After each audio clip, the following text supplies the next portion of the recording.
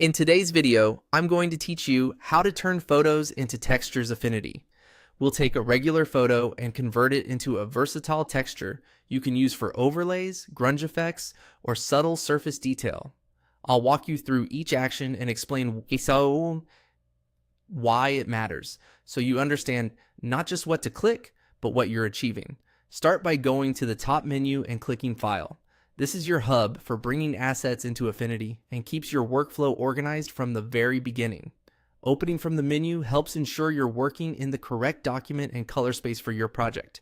Next, click Open. This tells Affinity you want to bring in an existing image rather than creating a blank canvas. It also gives you access to your system's folders, so you can grab exactly the asset you need without dragging and dropping. Now, select the texture from your file system. You can choose anything with strong surface detail. Think concrete, paper grain, wood, fabric, or scratched metal. Higher resolution images usually produce cleaner, more flexible textures. If you're deciding between options, pick the one with the most contrast and interesting variation, because those qualities translate well into masks and overlays. Then adjust the texture. This is where you shape the character of the effect. Increase contrast so the light and dark areas are more pronounced, which makes the texture read clearly when applied. Converting the image to black and white can help you focus purely on luminance, and using tools like levels or curves tightens the range so details pop.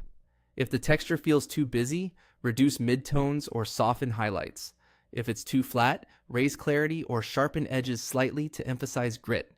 Keep an eye on the balance. Strong whites and deep blacks create a bold texture, while a narrower tonal range results in a more subtle, blended look. When you're happy with how it looks, right-click on the texture image. You can do this on the canvas or directly on the layer in the Layers panel. Right-clicking brings up context-aware options that are specific to what you've selected, making the next action quick and precise. Finally, click Rasterize to Mask. This converts the luminance information of your adjusted photo into a mask, where white areas reveal and black areas conceal. In practice, that means your texture can now be applied non-destructively to other layers, controlling visibility based on the photo's light and dark values.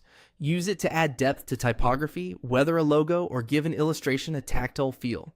And that's how you turn any photo into a reusable texture in Affinity.